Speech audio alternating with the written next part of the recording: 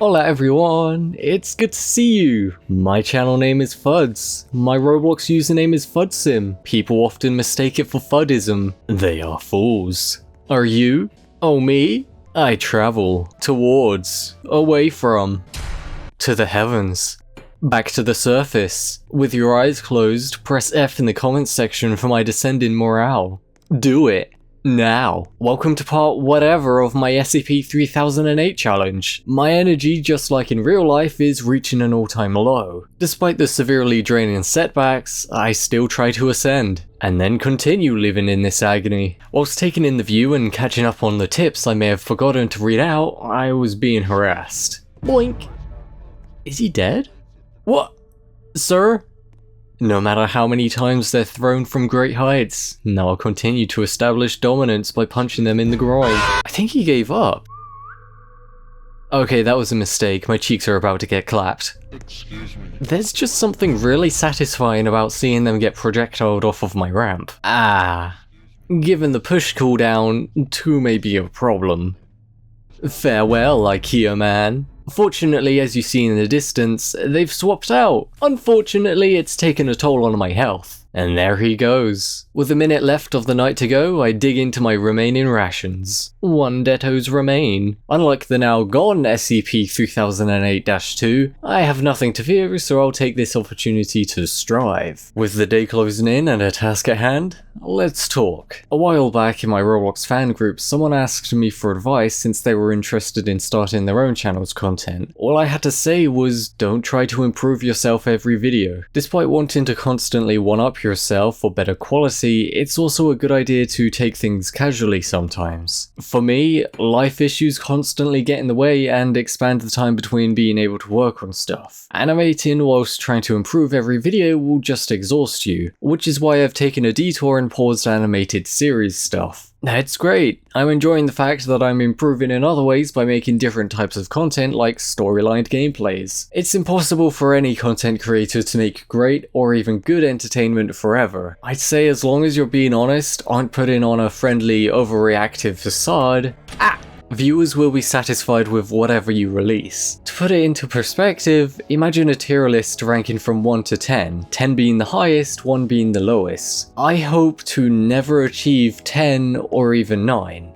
8 at the maximum, 6 is comfortable, 4 is an ideal steady pace. I will always look for ways to improve and will absolutely end series after series so that viewers don't feel like my channel is a chore to visit. Forcing the same subject out over and over again will not only exhaust the viewer's interest to eventually nothing, but will also cause the very dreaded burnout on whatever level of severity. Much like the isolation days, this game shares similar aspects. With that in mind, I must restock on health kits and food of any nutritional value. Anything you find is ideal in this world. 4 health kits on standby is my preferred amount. Water is the smartest choice, true, but so is delicious fluid as well. In real life, I tend to avoid water straight from the tap to avoid any possible contamination, and instead boil up the kettle, leave it to settle to room temperature, then leave it on the counter or in the fridge as a cool, purified refreshment. That said, water is severely boring and will only increase your morale if you genuinely desire it at 3 AM. Other than that, I just drink it to prevent dehydration. My dumbass just fell from this first corner and I didn't even have it recorded. That height alone took away 1/3 of my maximum health. Fortunately, I only have myself to blame. If it were night or a hostile day, I'd potentially have more to worry about. So this is 2 meaningless health kits immediately used up, and 2 more health kits replaced into my inventory. A 1 and a 2. With some more tower progress done off camera, a stack of 64 diamond blocks, a full set of diamond armor, I am greeted by the night once more. Given how safe and sound things are in my surrounding environment, I can continue with ease. This makes a steady 330 studs high fulfillment. Good morning, sunshine. The earth says, progress. Hungry. Lemon.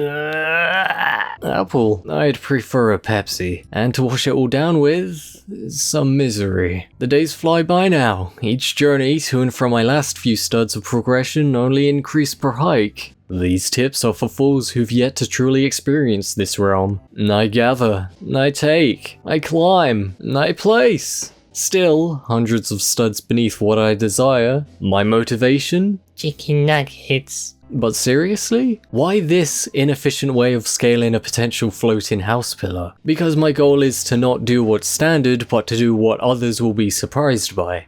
369 studs. Nice! Unfortunately, still nothing in sight. So my descent begins once more. I go down, I acquire, I rise. The constant repetition, although exhausting, ultimately contributes to the overall current objective. Piece by piece, the route above becomes more traversable, and with just under a minute to spare before the next Blood Night, I collect the last pallet of the batch I gathered. Why did I place it diagonally? Did you happen to want any sleep? I don't believe right now is an ideal time to do so. That, and I have to sort out this corner. Oh. Yeah, I guess I just leave it like that then. Not an ideal corner, but whatever. It's so quiet. Well, there goes my frames, I guess. A quick revert will do the trick. I wonder if there's any of the population down there. Just the void staring back at me. Anyone else? I mean, although ideal to be alone and it not being a hostile environment, it's worrying to think that they might be grouped elsewhere, plotting together to eliminate me. Oh well, it's not like I had anyone to offer detos to anyway. I should also make note of what day nourishments respawn to whilst I'm not in any immediate danger. In doing so, I'll restock my inventory with what's on offer.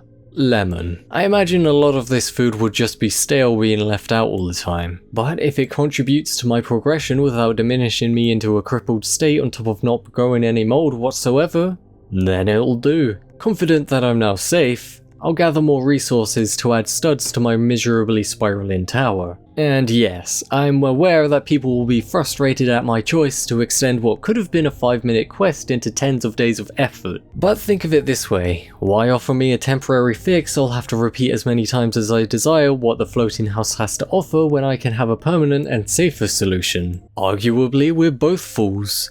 Checkmate, backseat gamers. Right now, however, you can point fingers at me for my complete lack of palettes organization. Given how Roblox physics is, I'm surprised I wasn't launched into space by one wrongly glitching pallet. Now to exhaust myself by transporting them all to the base of the tower. You won't believe what I just found randomly roaming about. Look who it is! It's a short little baby man! I imagine he just spawned in as well, but off he goes, I suppose. What? I can't remember what happened in this time skip other than apparently fortifying myself in a triangular shed. My note for this day only says I went AFK to get something to eat IRL, then returned to consume in-game too. Anytime now, it's only been 2 minutes. Oh, there we go. Down in a large portion of multiple meals. Okay.